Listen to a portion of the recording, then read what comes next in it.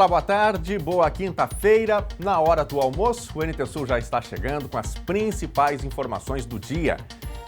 Corsã anuncia lavagem em reservatórios de Cachoeira do Sul e abastecimento de água vai ser afetado. Nós vamos mostrar hoje quais localidades vão ter desabastecimento e quando. Plano de vacinação contra a Covid-19 no Brasil deve estar pronto em até 10 dias. Pesquisa indica que 19% da população pensa em não receber as doses. Nós vamos mostrar hoje o que mais causa medo nas pessoas. Vamos falar também sobre a farmácia do SUS em Cachoeira do Sul. A Prefeitura anuncia que gestão vai terminar com estoques abastecidos e vamos conversar com o secretário de Saúde para trazer os detalhes. Na série de entrevistas com vereadores eleitos de Cachoeira, hoje é a vez de Daniela Santos, do PL. E a gente fala ainda sobre adoção de cães. Feira tem ao menos 10 cachorrinhos aguardando por um lar em Cachoeira do Sul. Alguém tem coragem de dizer não para essa fofura aqui com plaquinha de Me Adota? Estão todos perfumados e preparados para ir para tua casa. E a gente conta com a sua participação aqui no NT Sul. Quer mandar uma mensagem, quer mandar uma foto, um vídeo?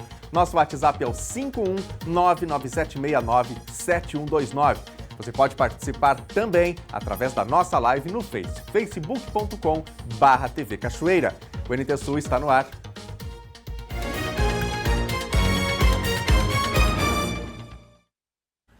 A Secretaria da Saúde de Cachoeira do Sul registrou na tarde de ontem 14 novos casos de coronavírus na cidade. Os pacientes são 5 homens e 9 mulheres. Além disso, o município tem mais 50 casos suspeitos.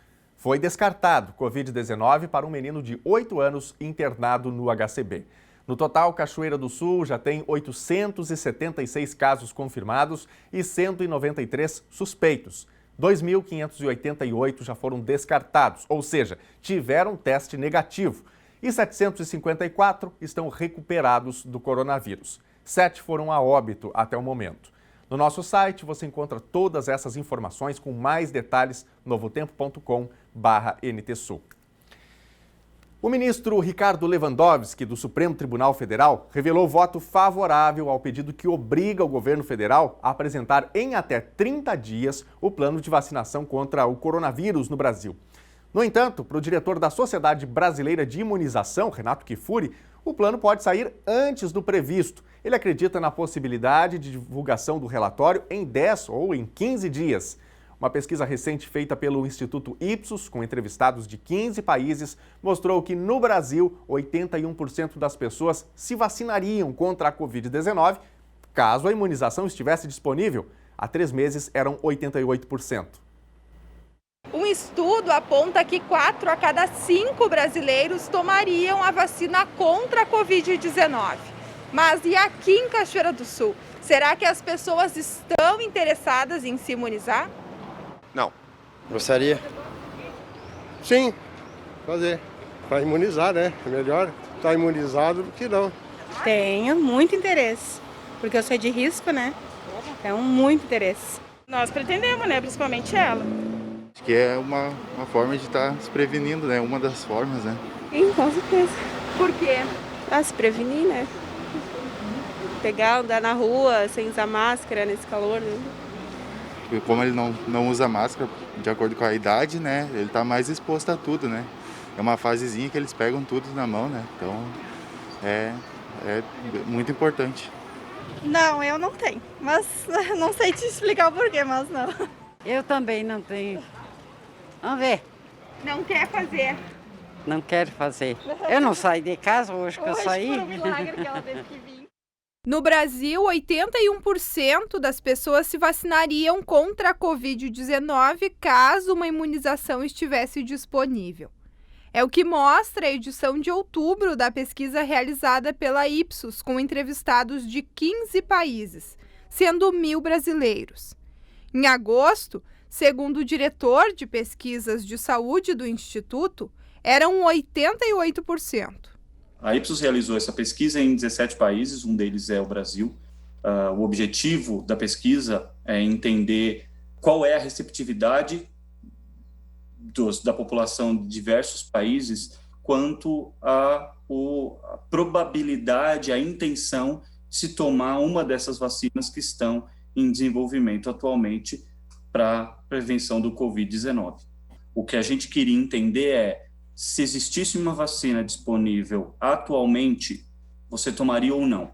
E o que a gente teve de resposta é que apenas 1 de cada 5 pessoas não tomaria. As outras 4 estariam ansiosas por tomar essa vacina.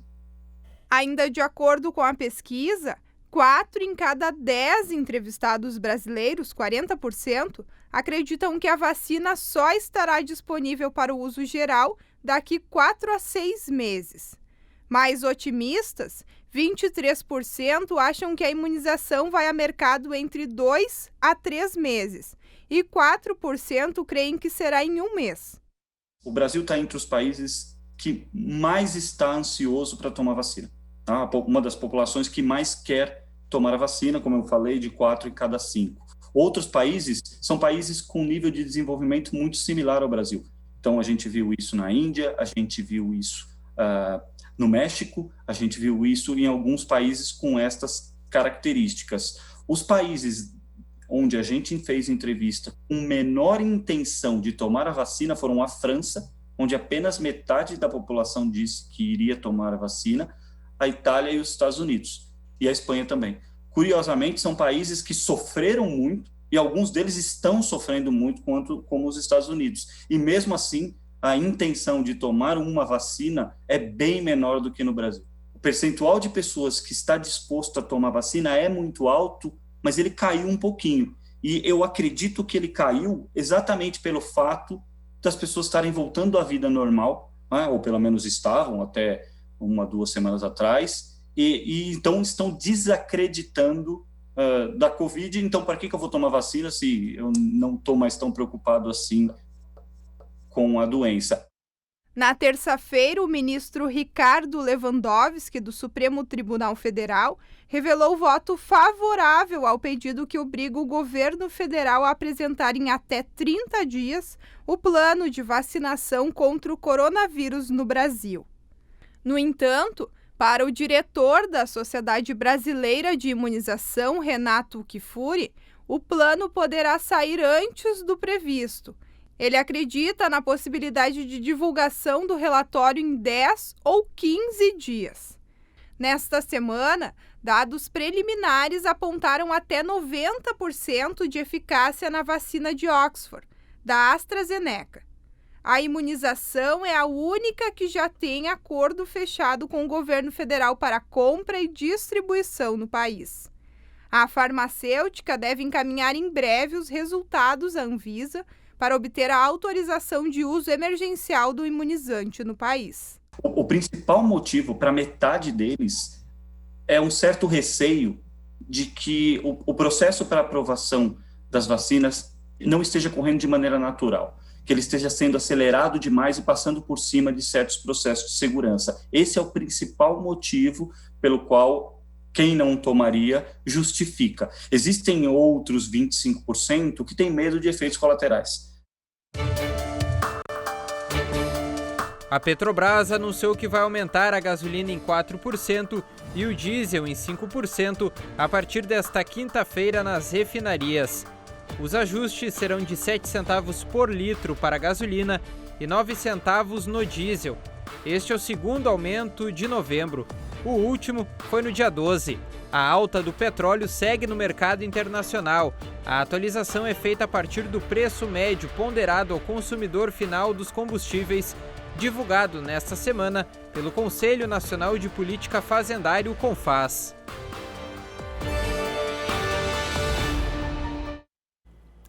A transição de governo em Cachoeira do Sul já iniciou e na saúde a nova gestão deve receber a pasta com os estoques de medicamentos e insumos abastecidos.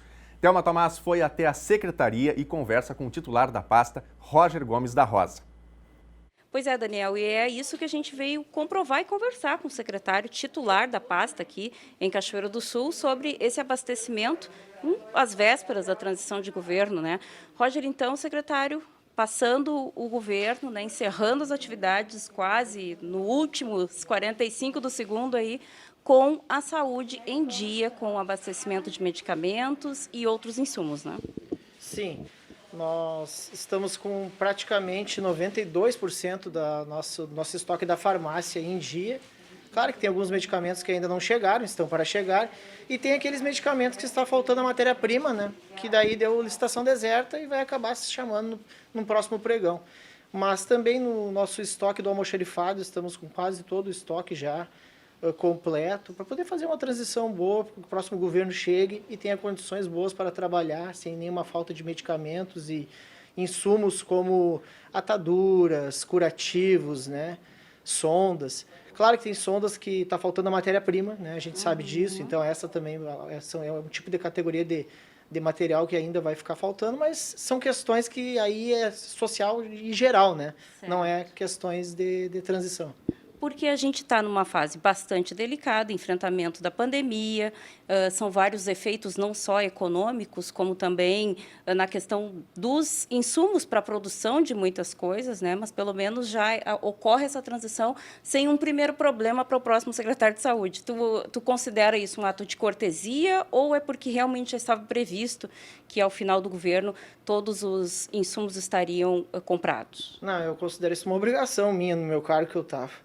Sinceramente, eu acho que a gente tem que fazer uma transição dessa forma. A gente está trabalhando para as pessoas, não é para governo A nem B. A gente trabalha para a sociedade.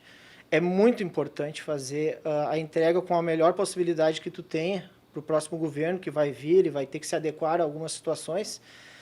É importante dizer que nas questões da pandemia nós estamos deixando com todos os EPIs, máscaras, testes, contratações de profissionais para não parar, né, esse serviço ininterrupto que tem que se manter e que infelizmente está crescendo, né? A gente passa por um momento difícil da pandemia e a questão dos medicamentos eu venho desde setembro lutando para conseguir fazer essas compras. A comunidade sempre tem alguma reclamação a fazer de medicação, que falta este ou aquele.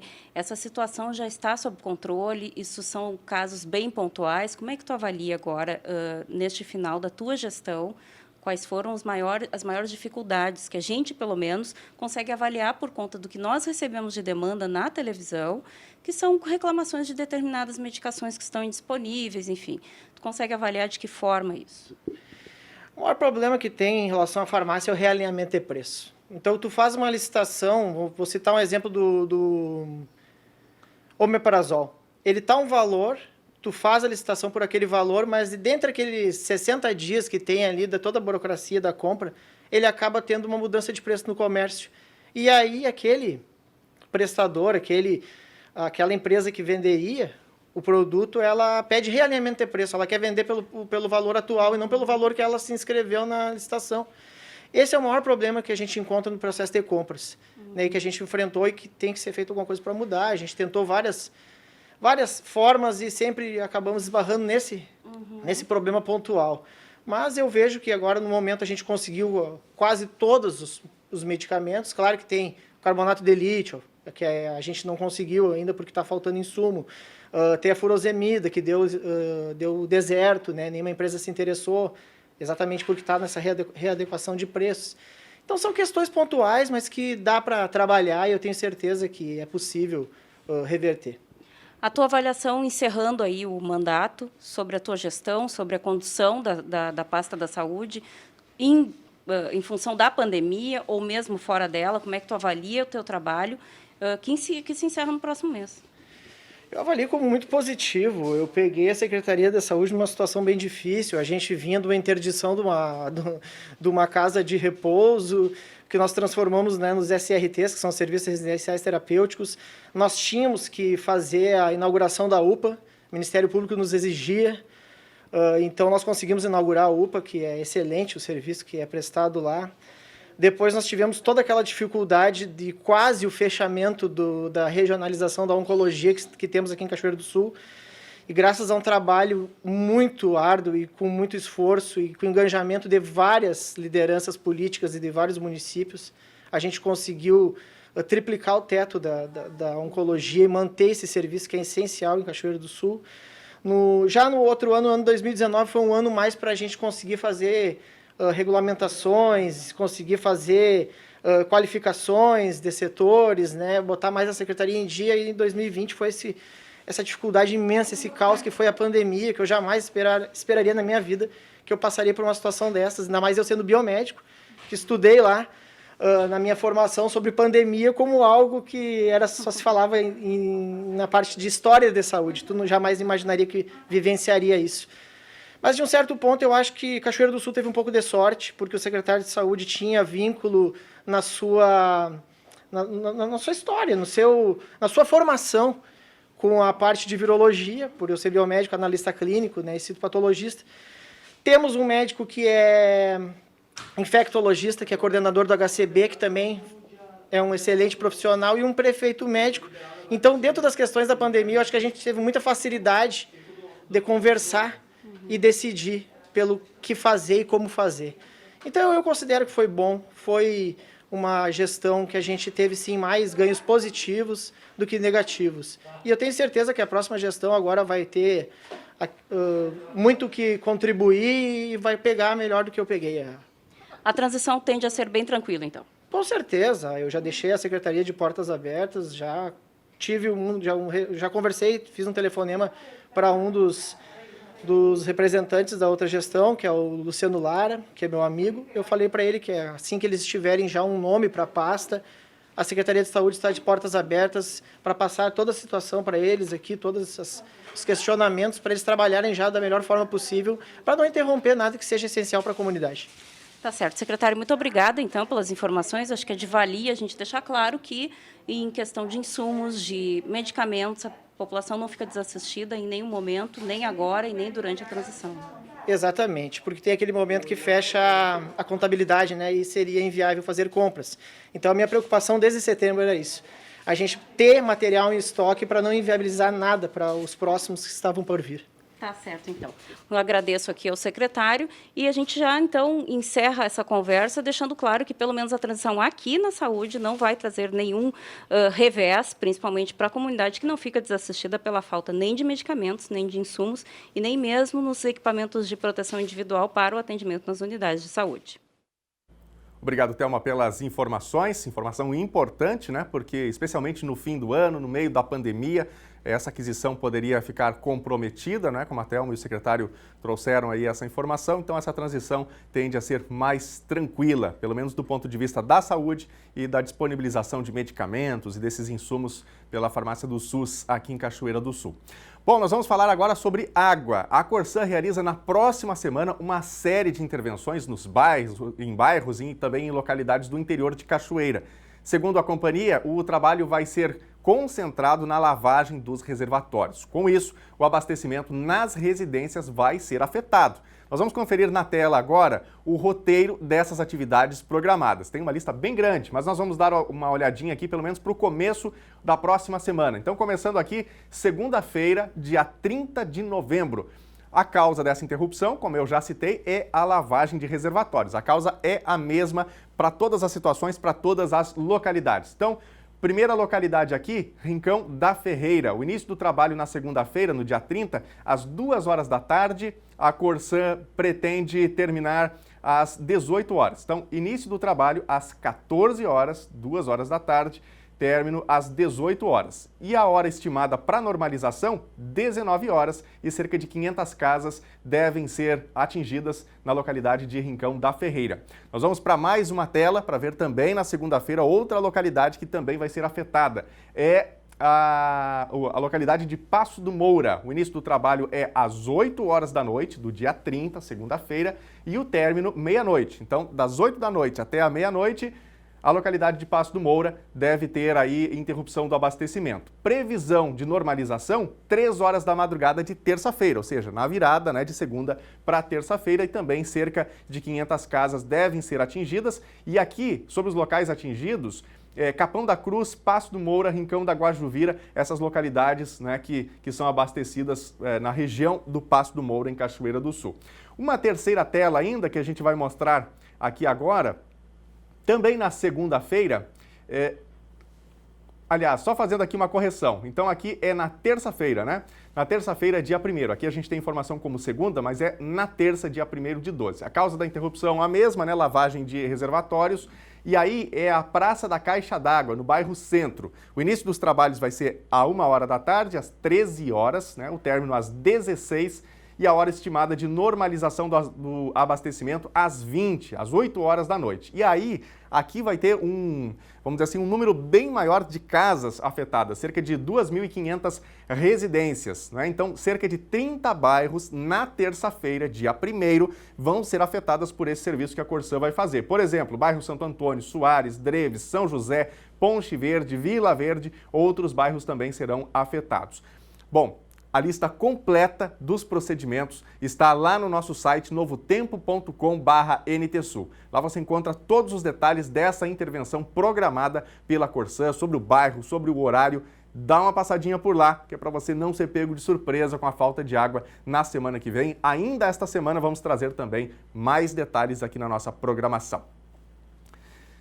Você lembra do caso das sementes misteriosas, aquelas entregues pelo correio quando o consumidor fazia compra de diferentes países asiáticos? Segundo a análise do Ministério da Agricultura, material presente em pacotes enviados sem permissão a brasileiros apresentam risco fitossanitário para a agricultura do país. 17 das 36 amostras das chamadas sementes misteriosas já analisadas apresentaram risco fitossanitário ao país.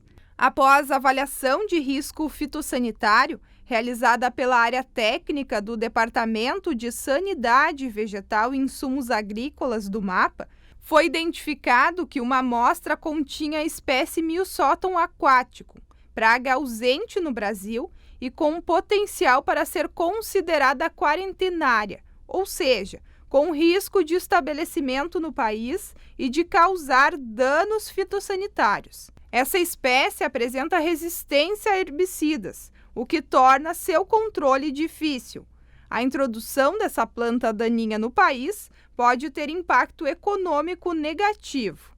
Outras 15 amostras continham gêneros que têm espécies quarentenárias ou espécies com potencial quarentenário, como sementes de cuscuta, de brasica, de quenopodium, de amaranthus e dos fungos Cladosporium, alternaria, fusarium e bipolares. O Ministério da Agricultura destaca que, caso alguém receba sementes do exterior, é necessário entregar o material em uma das unidades do MAPA em seu estado ou órgão estadual de defesa. Solicitamos à população que, caso recebam esses materiais, que não violem as embalagens, né? Não descartem no lixo ou no esgoto, cursos d'água, qualquer hipótese desse sentido, tá? Menos ainda que sejam cultivados a fim de curiosidade ou verificar do que se trata, né? Tendo em vista o risco de escape para o meio ambiente. Né? Então, a orientação é que seja acondicionado em um saco plástico para dar mais proteção, né? E que seja entregue nas inspetorias de defesa agropecuária ou nas unidades do MAPA. Os escritórios municipais da Emater também estão orientados a darem orientação devida para encaminhamento desse material, né? O importante é que chegue às autoridades para que a gente dê a destinação correta.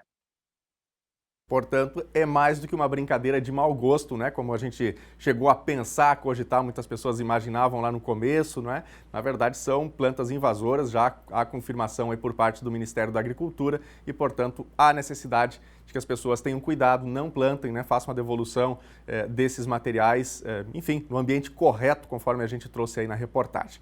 É hora de participação aqui no NTSul, através das redes sociais, você manda o seu recado, você dá a sua opinião aqui no NTSul. Nosso WhatsApp é o 51997697129. E no Facebook tem a nossa live, facebook.com/TV Cachoeira, e você também pode participar com a gente. Começo aqui este bloco de interatividade com os recados do nosso Facebook. A Fátima Barbosa, bom dia para todos vocês, estou assistindo aqui no bairro Santa Helena. Obrigado, Fátima, tudo de bom para você, para os amigos no bairro Santa Helena, em Cachoeira do Sul.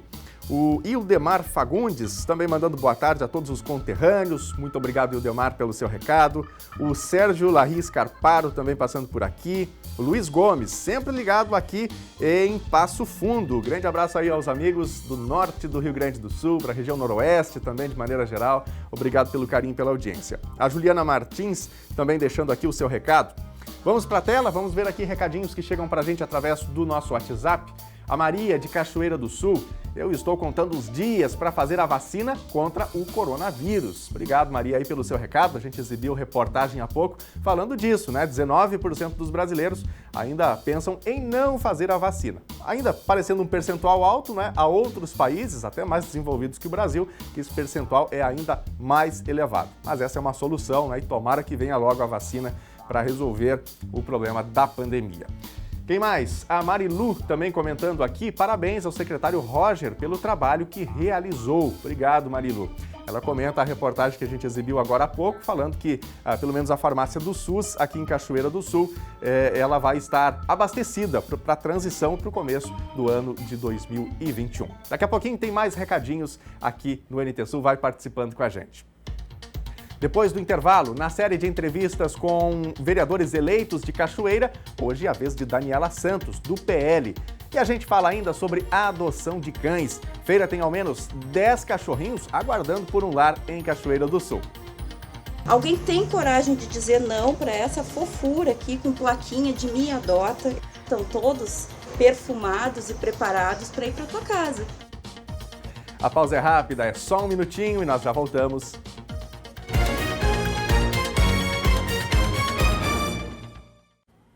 NT Sul de volta na TV Novo Tempo, na hora do almoço, com as principais notícias do dia. E nós vamos ver agora como fica o tempo. Depois do calorão de ontem e também do vento, as temperaturas já ficam mais amenas no Rio Grande do Sul e pode chover. A quinta-feira em Cachoeira do Sul é um dia de muitas nuvens. O sol pode aparecer em alguns momentos e há possibilidade de chuva a qualquer hora. A temperatura mínima do dia ficou em 21 graus e a máxima será de 25 graus. Sexta-feira segue com sol entre nuvens e a probabilidade de chuva, mínima de 20 graus e máxima de 27 graus. O sábado também mantém essa tendência de temperaturas amenas, com sol, algumas nuvens e a possibilidade de pancadas isoladas de chuva, temperatura mínima de 21 graus e máxima de 29. Veja agora a previsão do tempo para todo o estado nesta quinta-feira. O Rio Grande do Sul tem uma quinta-feira de tempo abafado e instável. O sol chega a aparecer entre nuvens, mas já chove em pontos do oeste, centro e sul desde o começo do dia. Ao longo da tarde, a instabilidade avança e atinge boa parte do estado. A Metsul alerta para o risco de chuva forte e temporais isolados, com risco de granizo em alguns locais. No entanto, a distribuição vai ser irregular. O calorão dos últimos dias não se repete, mas ainda deve ser abafado. Em Porto Alegre, máxima de 27 graus. Em Uruguaiana, na fronteira oeste do estado, 26 graus. Em Passo Fundo, região norte, 30 graus. Na região central, em Santa Maria, 26. No litoral norte do estado, em Tramandaí, Torres, 27 graus. E em Pelotas e Rio Grande, na região sul, 25 graus. E a gente dá prosseguimento agora à série de entrevistas com os vereadores de Cachoeira do Sul. Nós estamos traçando um perfil do novo legislativo cachoeirense que, de 15 vereadores, tem apenas 2 mulheres. Hoje, a Thelma Tomás conversa com uma delas, a vereadora Daniela Santos, do PL, eleita para o seu 3º mandato. Daniela Santos, em seu 3º mandato na Câmara de Vereadores de Cachoeira do Sul, é com quem eu converso hoje para falar um pouquinho sobre essa volta ao Legislativo, ou quase nem saída, né, Daniela? É só um intervalo até reiniciar as atividades aí, a posse dos colegas novos a partir de 1º de janeiro. E aí, por que continuar na Câmara de Vereadores? É um prazer muito grande, como você mesmo disse, nem cheguei a sair, e sim retornar para o meu 3º mandato na Câmara de Vereadores, agora à espera dos novos colegas, né, que teve bastante renovação. Mas, respondendo a tua pergunta, eu estou bastante feliz. É o resultado do nosso trabalho durante os 8 anos que nós já passamos por lá. Fizemos bastante coisas boas pela comunidade e, com certeza, deve ter sido reconhecido. Portanto, tive 783 votos numa eleição onde praticamente 24 mil pessoas não foram à urna votar, 783 votos. É muito voto. Eu estou muito feliz por isso, muito feliz pelas pessoas confiarem no meu trabalho novamente. A gente fala sobre essa renovação, né, que as urnas trouxeram um recado, com essas mudanças que aconteceram, 40% de renovação na Câmara, mudou também o Executivo, que tinha um ciclo com a mudança de personagens, mas um ciclo de uma mesma base, né? E que recado tu lê a partir do que aconteceu na eleição de novembro? Thelma, o que eu consigo anotar é que a gente, desde o começo do ano, na virada, a gente estava torcendo para que fosse um ano melhor do que 2019, e isso não vem acontecer. Se tu pegar desde janeiro, a gente está atravessando uma seca, o interior teve bastante crise na agricultura, né? A colheita não foi bem, sobrevivemos a ela. Aí, logo em seguida, em março, a gente já vem de uma pandemia que está se arrastando até hoje. Segundo o nosso secretário, nem terminou a primeira pandemia ainda, então não podemos nem dizer nós estamos na segunda onda. Não, ainda estamos na primeira, segundo o secretário. Então, a nossa cidade já está vindo padecendo desde janeiro. Então, é uma leitura de tudo isso, acabou acontecendo nas urnas. As pessoas, por medo, também não foram às urnas votar. Muitas vezes por decepções políticas também. Eu acredito que a política hoje, as pessoas não estão confiando tanto nela, e tem motivos também para isso. Então, foi um somatório de tudo, Thelma. E essa mudança, tu acha que ela veio para bem? Thelma, o meu prefeito era outro, trabalhamos para outro, temos que ter bandeira, e nós tivemos até o final. O nosso prefeito não se reelegeu, página virada. Temos um prefeito onde 13.500 e poucos eleitores optaram por ele, e cabe a nós respeitar. Eu sou cachoeirense, posso ser uma oposição, mas jamais serei uma oposição burra. Nunca vai ter isso de mim dentro da Câmara. E eu, como cachoeirense, eu torço para que o novo governo dê certo, sim, que traga novos empregos. Somos mães, temos filhos adolescentes que precisam trabalhar, não queremos que eles vão embora da cidade. Então, portanto, página virada, torço para o novo governo que está aí, que dê tudo certo. Torço como vereadora e torço como também cachoeirense. Falando nisso, sobre o posicionamento, sobre a campanha, de fato, vocês trabalhavam para Sérgio Gnatti, né? O teu partido trabalhou pela reeleição dele. E, irmã de Marlon Santos, vocês são bem distintos no comportamento e nas atitudes, né? Marlon é uma pessoa bastante exposta, gosta bastante de se expor, se pronuncia, aparece. Tu é exatamente o contrário, falo com experiência própria, nas resistências, muitas vezes, até em aparecer na televisão, em conceder entrevista. Parece uma pessoa bem mais recatada. Quais os efeitos que tu vê a partir do posicionamento do Marlon na defesa do prefeito Sérgio Gnatti e que respingou em ti, a tua votação caiu? Tu acha que isso é alguma coisa em função dos posicionamentos do teu irmão, nosso deputado federal? Não, eu não vejo dessa maneira, sabe, Thelma? A posição dele até então, quando estávamos trabalhando para o nosso prefeito, não podia ser diferente.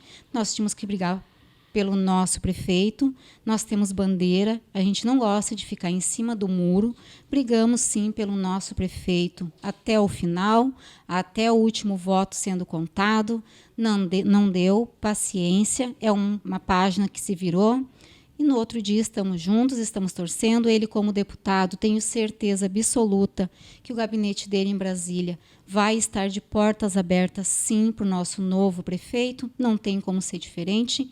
Ele é um deputado de todos os cachoeirenses também, assim como eu, vereadora. Sem dúvida. Daniela, entrando para mais um mandato, tem alguma linha de posicionamento que tu pretende adotar nesse terceiro mandato, que tu assume a partir do dia 1º? Tem alguma ação específica que tu tenha observado, que daqui a pouco vai ser o norte do teu trabalho nesse mandato que inicia dia 1º? Thelma, a gente, na realidade, o trabalho do vereador ele é muito limitado.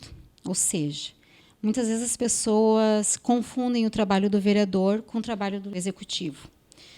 O trabalho do vereador cabe somente legislar e ponto, fazer leis, fiscalizar, né? E o que realmente a gente tem de concreto são as emendas impositivas. Isso que realmente nós, vereadores, temos de concreto. Então, eu pretendo viabilizar minhas emendas impositivas na saúde e também em alguns calçamentos de ruas que tem empresários dos bairros que estão tendo bastante problema com o termo de logística, porque as suas ruas não são calçadas. Já falamos, não foi o teu prefeito, né, a pessoa pela qual tu trabalhava, Sim. É um outro prefeito, é uma outra situação. Como é que tu pretende conduzir essa relação para ver essas obras serem atendidas, esses pedidos que os teus eleitores eventualmente te demandam? Como é que vai ser a tua relação com esse novo chefe do Executivo? Thelma, na realidade, não fique espantada, mas eu ainda não tive o prazer de conhecer o nosso novo prefeito pessoalmente. Conheço ele mesmo só pelos santinhos. Mas, assim, eu espero que seja o melhor possível. Sei que, pelo que as pessoas me falam, ele é uma pessoa do diálogo.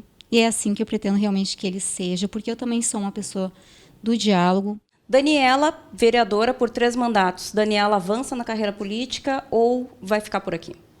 Thelma, o futuro a Deus pertence. Em 4 anos, muita coisa pode mudar. Daqui a pouco, nem nós sabemos se vamos estar vivos até lá. Torcemos para que sim. Se Deus quiser. Mas vamos deixar o futuro nas mãos de Deus. Daniela, muito obrigada. Eu sei que não é muito tranquilo para ti, entrevistas, enfim, então a gente agradece por ter vindo aqui, ter disposto do teu tempo, trazido um pouco do teu trabalho, dos teus pensamentos, da tua postura, para quem poucas vezes te ouve falar, inclusive aqui pelo NT Sul, e te desejo sucesso no teu 3º mandato. Thelma, muito obrigada de coração, te agradeço. E também quero agradecer a todos os eleitores, os 783 eleitores que confiaram o seu voto em mim. Muito obrigada e pode esperar de mim por 4 anos o melhor possível. É isso aí, Daniel. Então, conversei com Daniela Santos, ela que já é experiente no Legislativo Cachoeirense, vai para o seu 3º mandato a partir de 1º de janeiro, dando sequência, então, nessa série de entrevistas que a gente está fazendo, apresentando cada um dos 15 vereadores que Cachoeira elegeu e escolheu para compor o Legislativo a partir de 2021. Obrigado, Thelma, pelas informações. Vamos aqui, então, montando esse perfil do que será o novo Legislativo de Cachoeira do Sul a partir de 2021. Amanhã tem mais um vereador eleito aqui no NT Sul. Bom, é hora de interatividade, a gente gosta demais de ter a sua opinião, você dando as suas impressões aqui sobre os assuntos do dia. Você participa pelo WhatsApp 51997697129 ou então através do facebook.com/TV Cachoeira. Nesse bloco aqui de interatividade, vou mandar alguns abraços para os amigos do Face e no nosso 3º bloco, aí sim a gente vai para a tela para ver as mensagens do nosso WhatsApp. Então vai participando aí porque a gente ainda tem tempo. Vamos lá, quem manda mensagem pra gente aqui? A Helena Moraes. Boa tarde, povo da minha terrinha. Abraços a todos. Ela manda mensagem aqui de Barra de Quaraí. Obrigado, Helena. Tudo de bom pra você aí e obrigado pela participação. Quem mais? O Leandro Gomes. Boa tarde. Um abraço a todos e um bom trabalho. Obrigado, Leandro. Pra você também. Bom almoço, uma boa quinta-feira. Quem mais manda mensagem pra gente aqui? A Fátima Gal. Boa tarde a todos. Daqui de Floripa, saudosa de minha terra. Muito obrigado, Fátima. Tudo de bom para você e para os amigos em Florianópolis, ligados também na nossa programação. Zeni Moraes, excelente posicionamento. Obrigado, Zeni, pelo comentário aí nas nossas redes sociais. Vai participando, daqui a pouquinho a gente põe também a sua participação aqui na nossa telinha. Gente, pelo menos 10 cachorrinhos aguardam por um lar em Cachoeira do Sul. Em função da pandemia, a feira de adoção presencial ganhou um novo formato. Agora, o namoro com seu filhote pode iniciar pelas redes sociais. Thelma Tomás foi até o Departamento de Vigilância em Saúde para conversar com a Thalita Silva, bióloga que coordena essa ação. Alguém tem coragem de dizer não para essa fofura aqui com plaquinha de me adota? Eu tô quase querendo levar para casa já. E a gente veio aqui até o DVS para mostrar essas belezuras que tem aqui. Uma parte dos animais que estão para adoção são cachorros. Foram recolhidos das ruas ou vítimas de maus tratos, ganharam um banho, estão todos perfumados e preparados para ir para tua casa. Se tiveres interesse, então vem aqui, né, Thalita, até o DVS e escolhe o teu doguinho e leva para casa. Como é que funciona essa adoção? A gente tinha as feiras antes, mas agora, em função da pandemia, é tudo virtual, né? Nós tínhamos programado a feira para o dia 28, ela seria presencial ali na Feira Livre. E com a função do aumento, né, do Covid, essa questão da pandemia, nós tivemos que cancelar a feira e apelar para o online, né, fazer essa nova modalidade. E a gente espera, né, a gente nunca fez assim, desta maneira, não nesses moldes, a gente sempre trabalhou pelo Face, pelas redes, né, mas nesse molde a gente nunca tinha feito. Então foi uma ideia aí do pessoal das nossas estagiárias ali do Zoo, da Catherine e da Ana. Tem uma equipe toda aí, né, envolvida, fazendo as fotos, fazendo os banhos, para a gente fazer então essa feira online.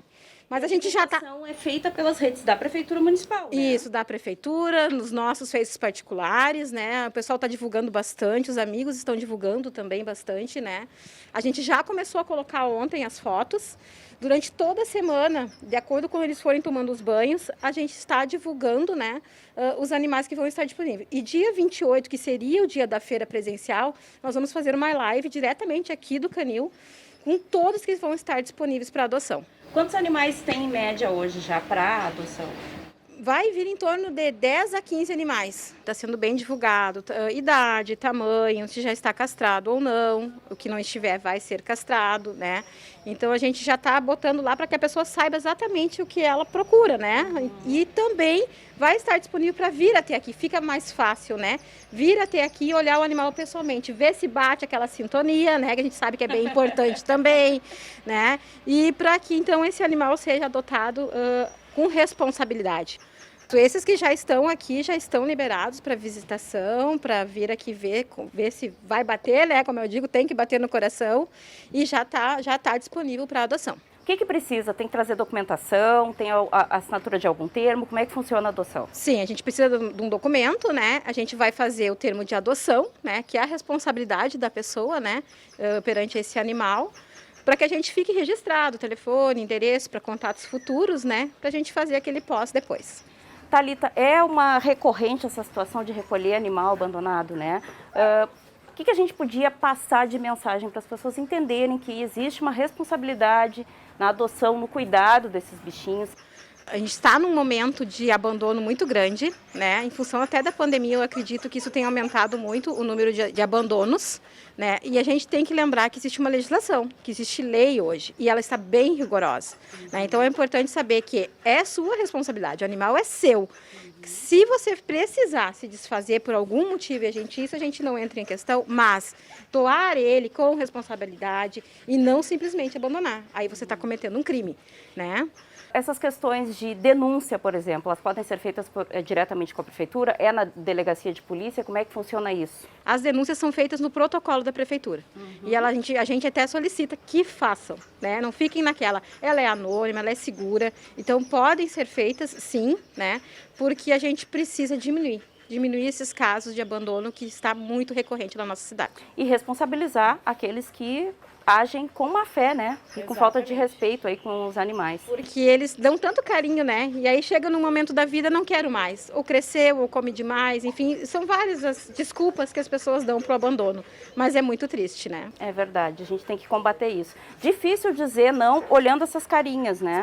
Então fica aqui o convite para que você acompanhe nas redes sociais da Prefeitura Municipal, a gente vai colocar o endereço aqui, acompanha, dá uma olhadinha nos perfis, se te interessar, se tu te encantar, como a gente está se encantando aqui por esses bonitões, já vão de banho e todos enfeitadinhos. A castração é garantida quando são fêmeas, então não há desculpa. Tá procurando um amigo, tá sozinho aí na pandemia, aproveita a oportunidade agora, vem até o DVS, escolhe teu doguinho com responsabilidade.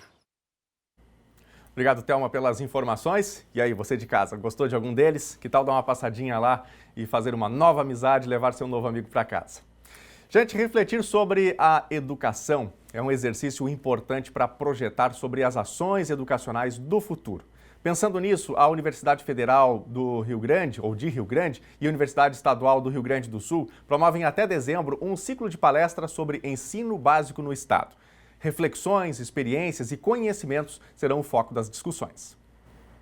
Isso mesmo, Daniel, e a todos que acompanham o NT Sul, o assunto é educação, para falar sobre um ciclo de palestras e lives, enfim, que acontecem agora nessa época do ano e uma iniciativa muito bacana, viu, da Universidade Federal do Rio Grande, juntamente com a Universidade Estadual do Rio Grande do Sul, a UERGS, um ciclo de palestras com o tema Para Pensar a Docência na Educação Básica. Eu vou conversar com a professora Patrícia Ignácio, ela é uma das idealizadoras desse projeto. Patrícia, explica um pouquinho para a gente como é que vai funcionar essa série de lives, enfim, encontro entre os professores debatendo esse tema bastante importante. Nós temos percebido uma grande procura por parte dos professores e professoras por espaços formativos online. E o que realmente impressiona e chama a atenção são o número de lives, de cursos de formação à distância que tem conectado professores de norte a sul do Brasil em relação aos estudos sobre os saberes e fazeres da docência por meio desse compartilhamento de formações, desse cyber-compartilhamento dessas formações. Então, em um movimento de contribuir para esse compartilhamento desses saberes que têm sido produzidos nesses espaços universitários, nós, professoras da Universidade Federal do Rio Grande, em parceria com as professoras da Universidade Estadual do Rio Grande do Sul, vimos, então, estruturar e promover esse diálogo online de reflexão, de partilha, de compartilhamento, de debate sobre a educação básica, da educação infantil ao ensino médio, né? Esse que é, então, um espaço para também dar conta e atender às demandas da formação inicial dos nossos licenciandos dos cursos de pedagogia, anseios que dizem em especial e que estão focados na prática, nas questões dos cotidianos escolares, e esse ciclo que envolve o compartilhamento e as pesquisas que têm sido desenvolvidas por 6 profissionais, com o enfoque, então, na alfabetização científica, no campo da didática, da educação especial, da educação infantil, do ensino médio e da alfabetização. A população em geral pode participar dessa live e vai ter um momento de interação, por exemplo, questionamentos, dúvidas? Excelente pergunta. Então, qual é o nosso público-alvo? Claro que, como foi mencionado inicialmente, o nosso alvo são os professores da educação básica e os alunos licencianos, né, das diferentes áreas, tendo em vista que nós também temos como foco as discussões de alfabetização científica, ensino médio. No entanto, é importante dizer que também todos os profissionais do campo da educação, demais investigadores, profissionais que estejam interessados em discutir essas questões, podem sim participar das discussões da live. As lives, elas têm em torno, as palestras têm em torno de 40 a 60 minutos e na sequência nós abrimos para o debate, para as questões, para as discussões que o público venha a contribuir e a discutir juntamente com os palestrantes. Patrícia, uma situação bastante importante, até recentemente foram divulgados os números do IDEB em todas as cidades, principalmente aqui do Rio Grande do Sul, e é um problema crônico essa questão da educação básica. Como essa palestra pode resolver essa questão e talvez melhorar esses índices? Essa pergunta que tu fizeste é extremamente importante para o movimento de reflexão sobre o que os elementos que estão implicados nessas avaliações externas, né? O IDEB, ele reflete um conjunto de concepções sobre saberes e fazeres docentes, a forma como ela tem se materializado nos cotidianos escolares. Assim sendo, todos os movimentos que nós fazemos, como o ciclo de palestras, além de todas as formações de professores, elas nos levam a refletir sobre as políticas públicas que têm sido articuladas nos espaços e tempos do campo da educação, nos levam a refletir sobre as práticas, as didáticas, as metodologias, as pedagogias e todas as formas que nós, professores, estamos articulando e engendrando na formação dos sujeitos sociais. Essas práticas, elas precisam ser colocadas em um movimento constante de reflexão. E esse espaço do ciclo de palestras é um espaço de reflexão. É um espaço onde nós, professores, vamos estar avaliando as nossas práticas, vamos estar reiterando aquelas que estão dando conta da construção de conhecimento e, acima de tudo, repensando aquelas que efetivamente dão conta daquilo que nós nomeamos como ensinagem. As que efetivamente promovem o ensino e dão conta da aprendizagem. E, por fim, repercutem em dados promotores de efetiva qualidade na educação. Tá certo, professora. Tem alguma questão-chave que, na sua opinião, seria primordial para tentar talvez melhorar essa questão da educação básica? Um exemplo, apostar na tecnologia, por exemplo, com os alunos. Teria alguma situação mais específica para melhorar esses índices? Bem, existem alguns elementos que são extremamente importantes para serem trabalhados quando nós pensamos em qualidade na educação, né? Qualidade na educação, acima de tudo, tem de ser pensada em termos estruturais, em termos de políticas públicas adequadas, em termos de infraestrutura das escolas, em termos de saneamento básico, em termos de condições para esses alunos terem materiais didáticos, infraestrutura para chegar até a escola. Quer dizer, quando nós pensamos em práticas pedagógicas, em cotidianos escolares, nós precisamos, acima de tudo, ter uma materialidade de uma condição política, econômica, social, que estabeleça um processo efetivo de construção de conhecimento, né? Quando nós falamos em condições de construção de conhecimento, nós falamos em todo um arcabouço, não só teórico, mas também estrutural para todas essas crianças. Então, são vários elementos que conversam.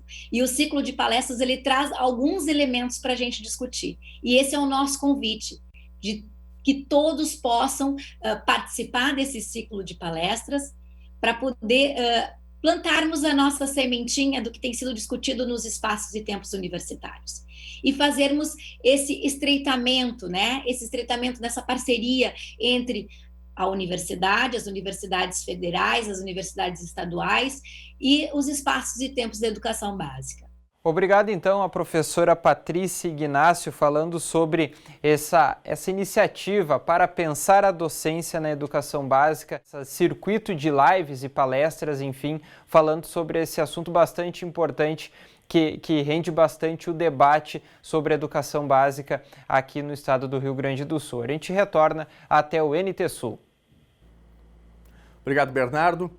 A Defensoria Pública do Rio Grande do Sul ingressou com uma ação pública contra o Carrefour e a empresa de segurança Vector pela morte de João Alberto Silveira Freitas. O processo pede uma indenização no total de R$200 milhões para as empresas entre danos morais e sociais. Os valores devem ser revertidos a fundos municipais de proteção contra a discriminação da população negra. Beto, como era conhecido, morreu na última quinta-feira após ser espancado e asfixiado por 2 seguranças em uma unidade da rede de supermercados.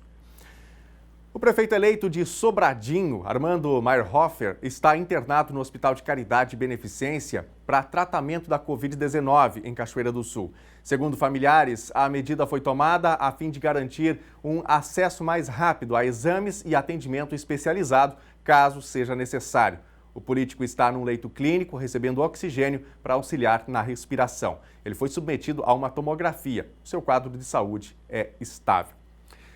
Bom, e a gente já destaca aqui o nosso momento de interatividade. Você pode participar com a gente e eu quero sempre contar aqui com a sua mensagem, com a sua opinião, com a sua informação sobre os fatos do dia. Para participar, você manda a sua mensagem através do nosso WhatsApp 51997697129 ou então através das lives no Facebook e também no YouTube. No Facebook, facebook.com/TV Cachoeira e no YouTube é só você pesquisar aí também TV Cachoeira. Aliás, chegamos a 40 mil seguidores lá no nosso, 40 mil inscritos no nosso canal do YouTube. Se você ainda não conhece o canal, dá uma passadinha por lá para você interagir com a gente com bastante facilidade.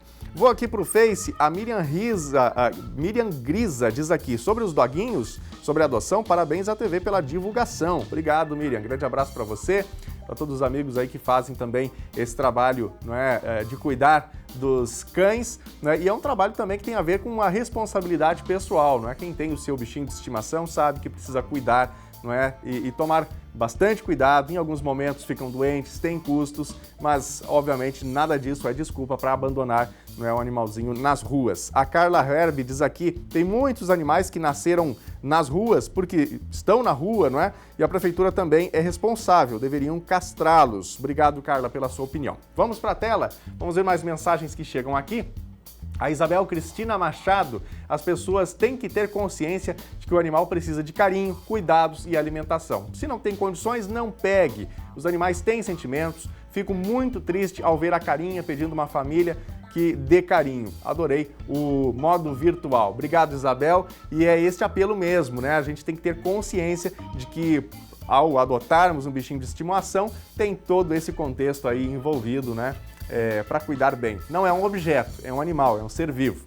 Quem mais manda mensagem aqui? A Eracilda, de Cachoeira do Sul. O secretário falou uma boa notícia sobre os medicamentos. Tivemos momentos de dificuldade, pessoas ficaram sem fazer o tratamento. É verdade, Eracilda, bem observado aí em relação ao trabalho da farmácia do SUS em Cachoeira do Sul. Gerou muita dificuldade em alguns momentos, né? Para quem faz o seu tratamento, tem alguma doença crônica, precisou do medicamento e nem sempre encontrou. Mas que bom que aí está normalizado, pelo menos nesse fim de ano, né? Quem mais? A Valquíria Schreiber, de Cachoeira do Sul, assistindo à entrevista da Daniela, viu quanto ela é humilde e engajada ao serviço de nossa cidade. Obrigado, Valquíria, aí pela sua opinião, destacando que a gente está fazendo uma série de entrevistas com os vereadores eleitos ou reeleitos aqui de Cachoeira. Amanhã tem mais um vereador aqui também no NT Sul. Tem mais aqui, mais recado? O Reinaldo de São Paulo, estou sempre ligado no NT Sul. Obrigado, Reinaldo, tudo de bom para você na cidade de São Paulo, para os paulistanos, né? E para os amigos que nos acompanham também nas demais regiões do estado de São Paulo. Obrigado a você que interagiu com a gente. O NT Sul desta quinta-feira fica por aqui. Você pode ver mais informações, outras notícias em novotempo.com/NT Sul. Eu espero você amanhã com outras informações. Fique com a Novo Tempo. Tchau!